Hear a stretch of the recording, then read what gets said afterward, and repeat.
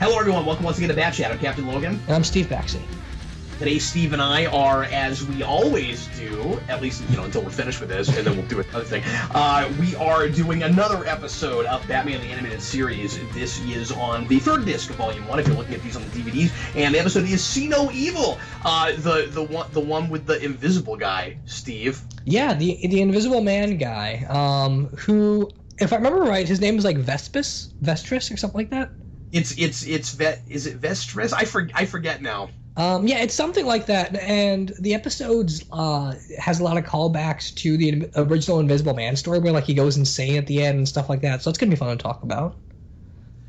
If you want to watch it with us, of course, we're going to do this as a commentary and a podcast, videocast simultaneously. So if you want to watch the thing with us, be sure to rig up your DVD or your Amazon Prime if you want to watch it that way. Get past all the menus and everything. If you're looking for the DVD, get it to timestamp 0 and get ready to watch it along with us. Otherwise, you can just listen to it or watch it as a regular video, and we'll do our level best to give you plenty of context for what we're talking about as we are discussing. Steve, are you ready? Yep. To jump right into it? I'm all set. All right, here we go. Intro roulette again, Steve. What'd you get?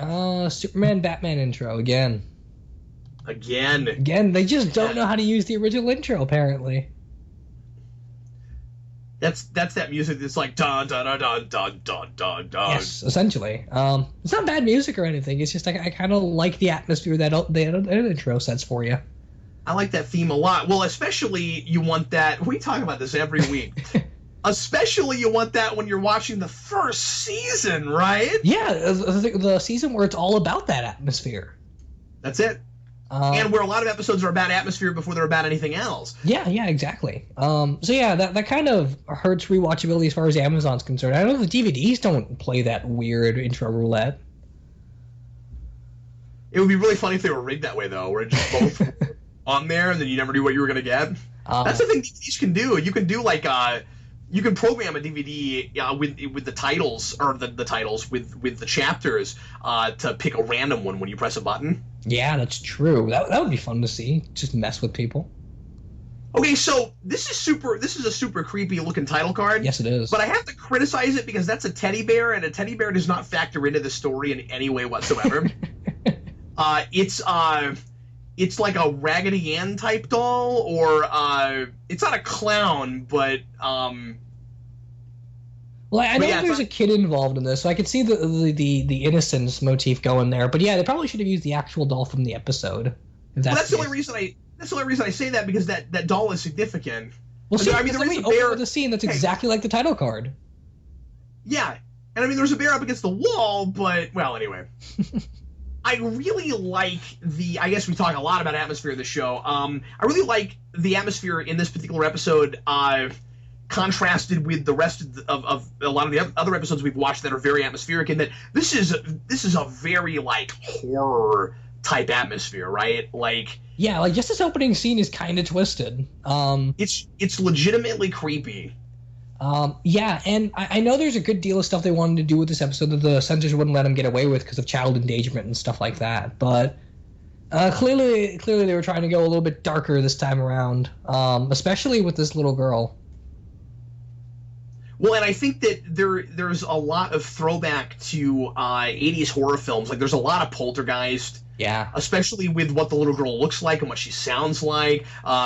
Of course, you've got a doll that's floating around, and until you know that it's invisible, it has kind of that Poltergeist type vibe. Just with that situation with the doll and the kid, it maybe and the creepy voice, it maybe evokes Child's Play a little bit. Yeah, and I think a lot of horror movies post this episode actually use that motif of a kid's imaginary best friend is actually the monster they fight. I think Paranormal Activity does that in one of its sequels. Oh, really? One of the things I think is weird about that opening scene is they're using that doll, and at first you think that, at first at least I thought, that the idea was that she thought the doll itself was talking to her, but that's not what's going on. She says that her imaginary friend keeps coming in and out. Yeah. And so she knows that the doll, I guess she knows, and she's kind of a smart kid. That's one of the things I like about this episode. But she seems to kind of get the understanding that the doll is just there for a reference point. Yeah, no, that's interesting. And it's still sort of creepy though, considering the fact that he's a criminal. He comes around with this invisibility cloak, and he plays around with her doll, and she doesn't question a lot of that. Like she has that weird desperation for companionship that it doesn't bother her that her doll is floating around in the air. Well, and you have that whimsical kind of childhood innocence where there's got to be a part of her. Maybe I'm reading too far into this. Where maybe there's sort of a part of her that like doesn't really know if it's her own imagination or not. Yeah, and I think that's played a little bit ambiguous, where like she keeps telling her mother, "Oh no, he's really here," but then, you know, a lot of kids sort of kind of think that even with their imaginary friends. So I think there's a little bit of ambiguity. Yeah, no, that's probably true. Okay, so this is hilarious. Bruce Wayne runs into a men's room, and it's like, this looks like a job for. Okay, wait for it. It's coming. Just wait for it. It's very realistic on how long it takes to put the costume on. Yeah, and the way they play, it's like, look, Batman, it doesn't matter if the cape is exactly right. Just stick it on there. I think that this episode milks Batman. I think this episode milks the whole invisible motif for all it's worth, and in a good way. It really plays it. It really plays it up for, as we said earlier, this creepy atmosphere, and it's an idea that even at this point we certainly had seen in lots of things before, right? Yeah. But it makes for a really good foe for Batman. How is he gonna use his ingenuity to fight something that he can't see? But I also like that at the very beginning, you have to kind of piece together what exactly is going on. So they do straight up spell it out for you in the very next scene. Okay, he's wearing an invisible suit. But before that, I think it's really cool that in the scene with the little girl, I love the bat symbol. Oh, yeah, that's great. When he's floating. But in the opening scene with the little girl, I mean, you've got a lot of clues about what's going on, but you're allowed to kind of piece it together yourself. So the first thing that happens is you see a chain get pulled, and then the doll comes up. So it looks like the doll's actually talking to her, but then that doesn't really play with what we've seen already. That's kind of cool. Yeah, and I mean, if you go back to watch like some of those old, I think it's like 40s or 50s Invisible Man TV shows, they certainly play a lot of the invisible stunts like that show, almost like they're on a budget trying to make it look like invisibility is a practical thing. And every now and then it looks like it's just some guy trying to make it look like they're pretending it's invisible, and it adds kind of a flavor of the 50s or 60s to the episode. But at the same time, it also seems like something that an invisible person would really do. Yeah.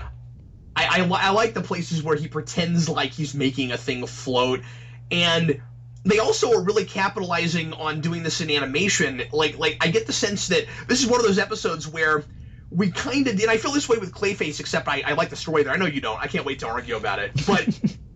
But sort of like with the Clayface thing, it seems like half the point of doing it is just to see if you can animate something that's really hard to animate. Like, yeah, I really like when he's looting and he's taking all the watches and stuff, and he's and just the surreality of putting that in a bag that's not really there. So everything looks like it's disappearing. There's one spot where it even looks like he's like putting it in a plant. Yeah, and I mean, even just a couple seconds ago, when he's walking around in water and the way the puddles splash and stuff like that, that would be really hard to animate in the 90s. It seemed like just an animation challenge. This is still pretty sufficiently creepy. It's really cashing in on the horror vibe so far, especially with that floating head there. Because floating heads are always creepy. Yes, they are. Especially when they're played by William Shatner. I don't think this is a villain that ever comes back, but it's cool that he doesn't. It's cool that this is one of those famous one and done episodes where the villain is just someone they make up for the particular story they want to tell. Because you're not going in with any sort of expectations. It's just its own self-contained piece. And he's a little two-dimensional. There's not a lot to him. I mean, he's got a little girl that he wants to care for, but he's he's kind of gone insane. But then you could also blame that on technology, so it's not super interesting in a character study kind of way. At the same time, anybody else... Oh, and he's got creepy red eyes! Yeah, he does. That's weird. Anybody else kind of wish that when the folks that wrote Spider-Man 3 wrote that movie, they'd watched this episode? Yes, because you could do a two-dimensional kind of Sandman character and still do it right. Let's just make Sandman this guy. How about instead of trying to force on us that, oh, he's a sympathetic villain, you make him a little bit more menacing, or he's just gone way too far. So yeah, we can sympathize with him, with this guy, to the degree of he has a daughter he cares about, and he's been broken out of his own home and stuff, but he also obviously is a horrible human being and should not be around these people. Yeah, no, that's definitely true. We get a lot of characters in this show that have like a very particular crusade, like Batman, and they go insane from it. And it's just always like a constant running question of, is Batman as insane as the people that he fights? And in this one, he comes off as sufficiently not that way. But you have to wonder, with the kind of theatricality this guy is used to with his invisibility powers, that there is a little bit of Batman paralleling going on there, even if this particular villain is not necessarily that deep.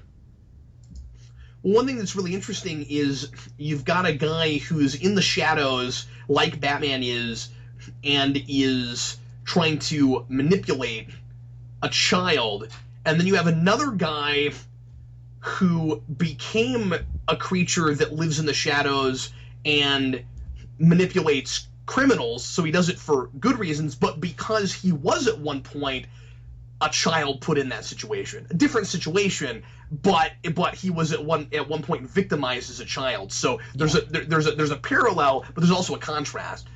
Yeah. And I think that's the whole reason that Batman's involved in this, is because he sympathizes with the little girl.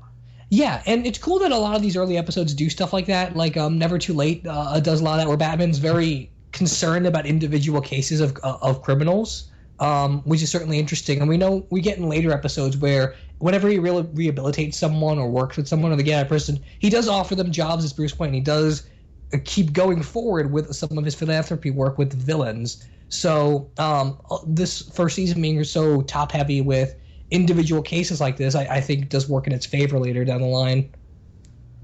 Here's another great Trek alum actor in Brock Peters, voicing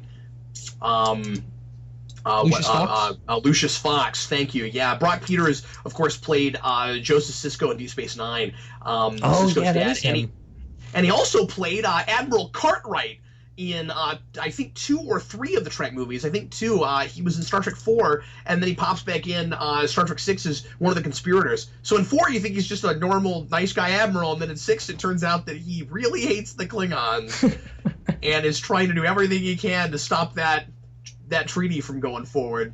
Oh, that's cool. I didn't know there were so many Star Trek actors in this particular episode. Oh, yeah. I love when Batman's looming around in scenes like this. You can't separate the shadows from his blue and black cape. That's pretty cool.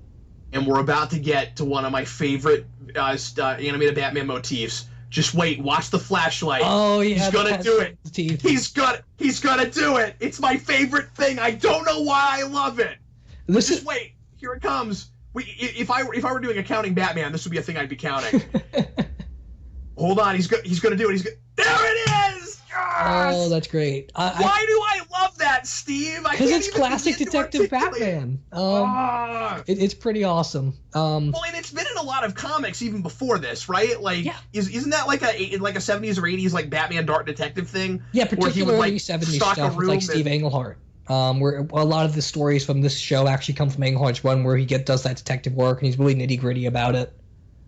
I'm sure nobody else on Earth thinks that's as iconic of a Batman thing as I do, but every time he puts a flashlight in his mouth, I love that. No, I agree with you. I mean, I grew up with Detective Batman, so I love when he does stuff like that. He does that in Beware the Batman, I think, at one point, and that was awesome. Oh, really? Yeah, because that show, he is far more of a detective in Beware the Batman than he is in this series, which is pretty cool.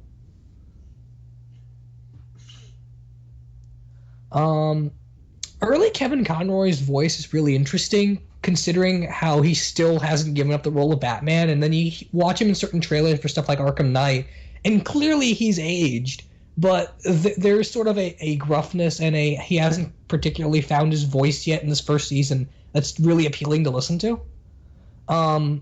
He's got the Bruce Wayne and Batman are different people thing down, but you can see that like episode to episode he's still kind of practicing it.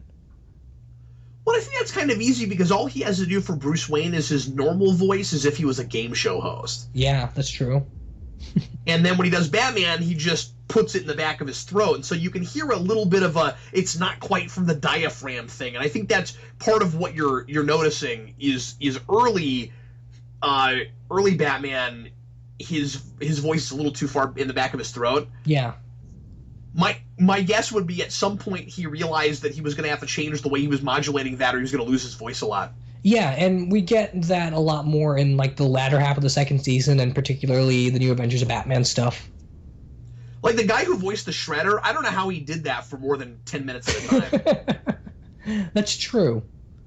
Crane, get me a latte! Give me a lozenge, Crane! Ah! I love that fade, by the way. Looking at Batman's eyes and coming out of the trash can. I thought that was cool. And then we go to trash can POV. Vintrix. I knew it was something Trix. Oh, by the way, so I don't know where this Mojo name came from. Did he decide to call himself Mojo, or is she calling him that? Again, I thought maybe that was the name of the doll, but she knows that he's coming in and out. So I think that's kind of weird and awkward, and I don't know why they did it like that. Was Powerpuff Girls a thing in 1993? Oh no, Steve, it wasn't yet. Oh, okay. Because if it was, then I could potentially see that working. Powerpuff Girls goes to 96 or 97 is the beginning of that. Okay, because I wasn't sure how old that show was in relation to this. Yeah. Well, remember that. See, you're a youngin. Remember that we didn't have Cartoon Network yet, and true. You had to have Cartoon with those first couple shorts first. Yeah, that's true. I remember watching some of that. This was a Fox cartoon. Yeah. And Batman is doing this narrow his eyes thing in this episode that I never see him do anywhere else. He does it in some other episodes, but particularly the detective-heavy ones, where he's just kind of walking around and looking at things. It's unusual, though. Yeah, it is kind of strange, but I think it looks cool. I think we've talked about this before, Steve, but I got to ask you a question. Sure. Are you one of the folks that dislikes the notion of this Batman ever carrying anything that even remotely resembles a gun? Yes. Okay. That bugs me, and we get stuff later on where Thomas Wayne's got like a gun collection, and no, that wasn't later. That was earlier. We've already talked about. Oh, have we talked about that already? Yeah, that was early. Oh yeah, okay. That was the Underdweller episode. But yeah, I don't like that the version of Batman's got that. It's kind of annoying, although I guess with a trank it's hard to get any other shape out of it. It doesn't bother me as much in this show as it does in the Nolan films, where his grapnel is almost literally a gun. Yeah, like in '89, but that's not a big deal because in '89 he doesn't have the whole gun. Well, yeah, not in '89, but in the Nolan film, the whole point of Batman Begins is analyzing Batman's psychological effects with guns, and then you give him a gun grapnel. It's kind of weird. I don't think it looks as much like a gun as that other movie. You take this Vintrix guy, and you put the right mask on him, and he has exactly the right face for Danger Diabolik. That's true. I love this, that he's still a floating head and moving around. That's pretty cool. They got a lot of mileage out of this invisible thing. I mean, this episode could be really dull, right? Yeah, totally. It could be really dull, really uninspired. And again, a lot of what's working about it is this kind of horror film motif. But it's not boring, and it works on a somewhat deeper level even than just the action adventure. You could take all the dialogue out. Like, this episode actually deserves its dialogue for the most part. Yeah, no, I agree. It's not too cheesy, but it's still got that kind of classic feel to it. Real quick, sir, I gotta say that little scene we just saw where she runs up to her mom, I hate that music cue. Oh, do you? I hate it. It's awful because we're right in between this impending fight with the invisible guy, right? And then we have this one moment where she's running up to her daughter, and we've got this music that is way too busy and happy, and it's like, la la la la la. It's almost Smurfs. It's like, not really, but it's like, la la la, go into my daughter. Everything's fine. And then, bom, bom, bom, bom. Yeah, The music cue isn't great, but I'm just not a fan of the cut either. Like should have been a one constant action scene as opposed to just interrupting it like that randomly. Well, I mean, I think the idea is we've got to know where the girl went, and I can sort of understand that, but we spent too much time on it. Yeah, we didn't know that whole thing there. This is really cool. These people are all gonna either need therapy or he just cured alcoholism for like 20 people. That's awesome. Everybody's like, you know what? I'm not gonna drink anymore. But yeah, this is once again. Does this not strike you as a thing that's like, let's do something hard that we don't know if we can animate well? Because I mean, that doesn't look easy to animate, and it's really fun. We get to see Batman look like he's flying really low to the ground. Yeah, it reminds me of some of the animation. He's on an invisible car. Series. For anybody that's not watching this, he's on an invisible car, and somebody goes, "I didn't know he could fly." Okay, now I gotta ask you this question though. Sure. Steve, the way the technology works, it's rendering things invisible because of. There was an explanation, and I like that there's an explanation. Yeah, they bend light as opposed to absorbing it. Okay, so it's bending light. Would that still allow a thing on a person train motif again? Yeah. Would that allow a person on top of an invisible car to cast a shadow under it? That's a good question. The short answer for me would be no, because a shadow is just when light hits a surface and it can't go anywhere. So if it's absorbing light, then there should be no if it's bending light, then there should be no shadow, unless the way the light works is that any light that is not directly related to the object that's being bent gets funneled through regularly. But then that doesn't make any sense at all.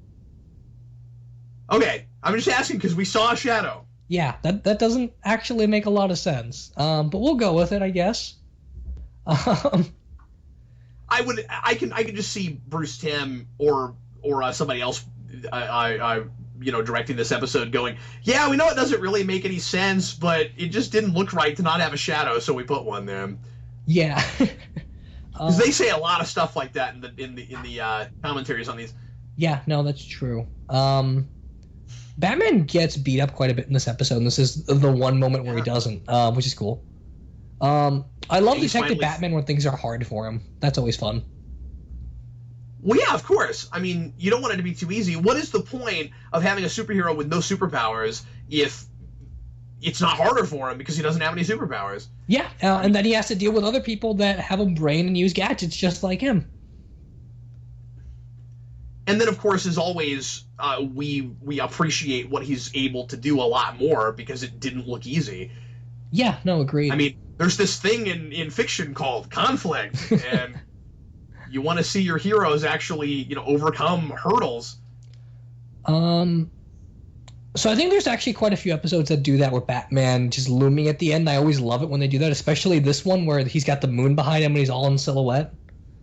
Well, and I think it's interesting, and again, I don't want to read too far into this. I don't know if they meant anything by it. He does that 2 or 3 times in this episode where there's the moon behind him, and it almost seems like it could be a symbol or a motif of some kind. We've got an invisible guy. We've got Batman being somewhat paralleled with the invisible guy because they're both in shadows. Yeah. And they both intimidate through being in shadows. And then you've got a big thing that casts light right behind Batman's head. I don't know if it means anything, but that's potentially a thing if you really wanted to force it. But I mean, it could potentially be a symbol. It could potentially just mean because this guy bends the light instead of being illuminated by it like Batman does, then his way of seeing things, his morality is just that it's completely in the dark, whereas Batman, his methods are still pretty dark, but at the end of the day, he is the light, so he's the good guy. So that could potentially be it. Wow. Good job, Steve. I don't think I ever would have come up with that. Well done.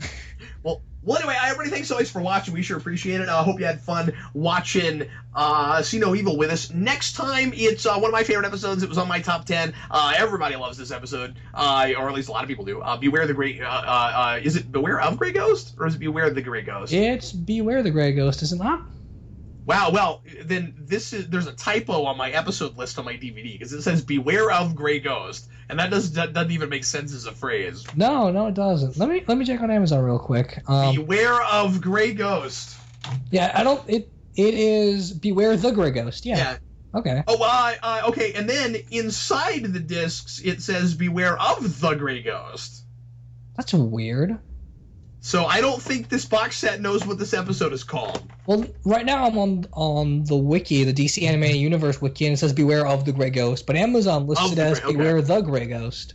Wow, so we have like 4 different things. Okay, that's hilarious. Anyway, so nevertheless, Adam West, which is wonderfully appropriately timed, because Adam West, it was just announced, and Burt Ward are going to be voicing Batman and Robin again in a 60s Batman animated movie, possibly 2 if the first one does well. I am so excited about that, and we're going to get to listen to Adam West, awesome voice, playing a really interesting character, and a really likable character, as one of the people who inspires Batman in the first place next time. So yeah, that's gonna be great. Beware the Grey Ghost is always one of my favorite episodes. It's so much fun to watch, and it's wonderfully deep in a lot of ways. I love Adam West's performance in it, but I guess we'll talk about that when we get there. We will. Well, folks, thanks again for watching. We sure appreciate it. I'm Captain Logan. I'm Steve Baxter. We'll see you next time.